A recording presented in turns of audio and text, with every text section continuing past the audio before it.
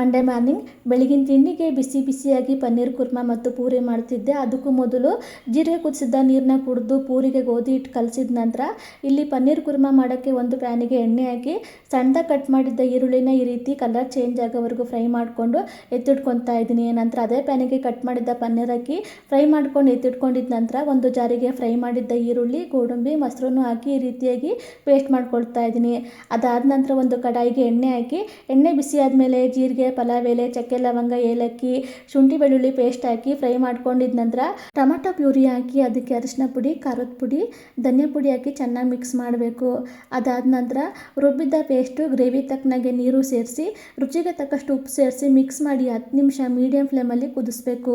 ಅದಾದ ನಂತರ ಫ್ರೈ ಮಾಡಿದ್ದ paneer, garam masala, fresh cream, kasuri methi, cut ಮಾಡಿದ್ದ ಕೊತ್ತಂಬರಿ ಸೊಪ್ಪು ಹಾಕಿ ಮಿಕ್ಸ್ ಮಾಡಿ ಕುದಿಸಿದ್ರೆ ರೆಡಿ ಆಯಿತು ಸೂಪರ್ ಟೇಸ್ಟಿಯಾಗಿರುವ ಪನ್ನೀರ್ ಕುರ್ಮಾ.